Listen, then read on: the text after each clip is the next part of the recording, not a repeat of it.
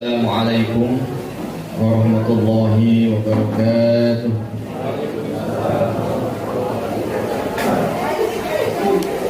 Innal hamdalillah nahmaduhu wa nasta'inuhu wa nastaghfiruh wa na'udzu billahi min shururi anfusina wa sayyiati a'malina. Man yahdihillahu fala mudilla lahu wa man yudlilhu fala hadiya lahu. أشهد أن لا إله إلا الله وحده لا شريك له وأشهد أن محمدا عبده ورسوله لا نبي ولا رسول بعده. اللهم فصل وسلم على سيدنا محمد وعلى آل محمد كما صليت على إبراهيم وعلى آل إبراهيم في العالمين إنك حميد مجيد. اللهم بارك على محمد وعلى آل محمد كما باركت على إبراهيم وعلى آل إبراهيم في العالمين إنك حميد مجيد. أما بعد, para wali santri Pondok Pesantren Islam Uswatun Hasanah yang dirahmati Allah Subhanahu wa taala. Alhamdulillah, seraya marilah kita awali dengan memanjatkan segala puja dan puji syukur kehadirat Allah Subhanahu wa taala. Salawat dan salam semoga Allah tetap limpah curahkan kepada baginda Nabi kita Nabi Muhammad sallallahu alaihi wasallam. Tak lupa kepada segenap keluarganya, sahabatnya, tabi'in, tabi'in, dan mudah-mudahan sampai kepada kita selaku umatnya yang istiqomah menjalankan ajarannya. Ayah bunda sekalian, alhamdulillah, inilah momen yang sudah lama kita agendakan. Inilah momen yang sangat menentukan bagaimana masa depan anak-anak kita. InsyaAllah pagi ini kita dengan niat yang ikhlas melepaskan anak-anak kita, tentu melepaskannya demi kebaikan masa depannya, tentu melepaskannya dengan penuh rasa cinta dan kasih sayang. Dan mudah-mudahan ini semua adalah salah satu langkah upaya maksimal kita di dunia. Dan semoga yang paling penting adalah Allah senantiasa merahmati dan memberkahi setiap langkah-langkah kita, Bapak Ibu sekalian. Kami ucapkan ahlan wa sahlan, selamat datang kepada para wali santri, dan kami mengucapkan juga jazakumullah ahsanal jaza, Bapak Ibu sekalian yang telah menitipkan kepercayaannya kepada lembaga kami. Mudah-mudahan amanah ini bisa kami tunaikan dengan baik. Mudah-mudahan ekspektasi harapan Bapak Ibu sekalian menjadi punya anak-anak yang saleh dan salehah itu juga kami bisa wujudkan sesuai dengan kemampuan, sesuai dengan kondisi keadaan yang kami miliki saat ini. Bapak Ibu sekalian yang dirahmati Allah Subhanahu wa taala, sebelum kami menyampaikan panjang lebar tentang hal-hal yang lainnya, pertama kami mohon doa kepada ayah bunda sekalian, Pak Kiai Haji Muhammad Fadli Sulaiman Syai, ayahanda kita, guru kita semua. Mudah-mudahan kita doakan beliau dalam keadaan sehat walafiat ya. Mudah-mudahan beliau senantiasa bisa membimbing kita semua, dan tentunya ini adalah ya salah satu doa yang bisa kita panjatkan, dan mudah-mudahan beliau senantiasa diberkahi ilmunya. Nah, baik ayah bunda yang dirahmati Allah Subhanahu wa taala, pagi ini sedikit kami ingin menyampaikan tentang bagaimana konsep kurikulum ya. Kurikulum berbasis Al-Qur'an. Nah, jadi Bapak Ibu sekalian, ketika putra-putri Bapak Ibu masuk ke pondok ini, apa yang akan diajarkan nanti? Ya. Jadi pelajaran yang akan disampaikan selama 6 tahun lamanya itu sebetulnya inti utamanya cuma satu, Pak. Satu itu adalah Al-Quran dan ilmu-ilmunya.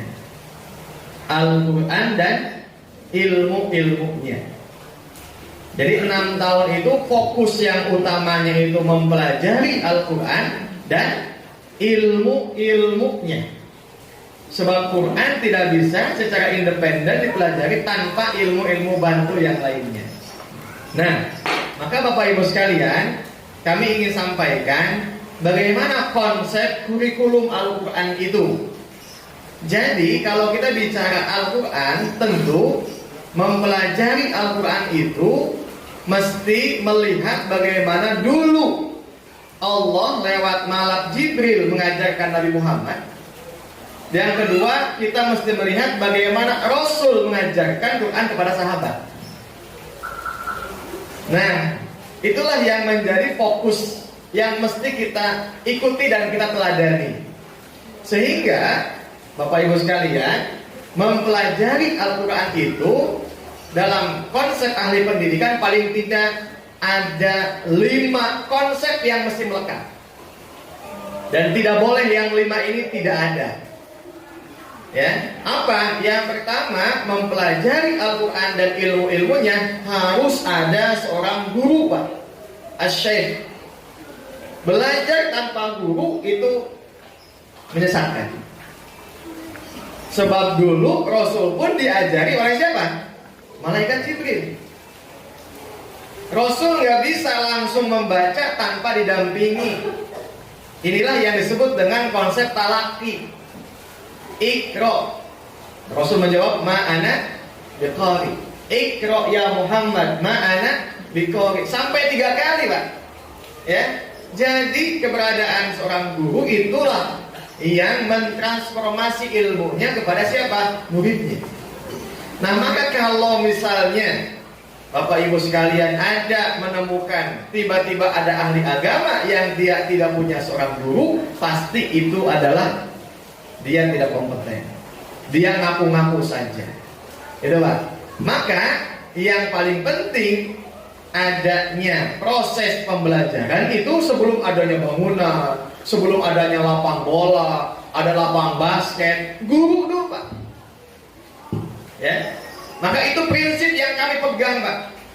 Kami sangat bahagia, kami sangat bangga. Ya, sekalipun mungkin bangunan kami tidak semegah lembaga-lembaga lain, tapi yang paling penting modalnya ada siapa? Guru dulu, Pak. Kalau gurunya ada, ya Pak ya, itulah madrasahnya. Jadi dalam konsep yang kami pahami, madrasah itu bukan sebatas bangunan fisik, tapi madrasah itu adalah guru, Bapak Ibu sekalian. Maka kalau ada guru, ada ilmu, di sana nanti proses KBM itu bisa di bawah pohon, bisa di masjid, bisa di bawah jembatan, bisa dimanapun dilakukan.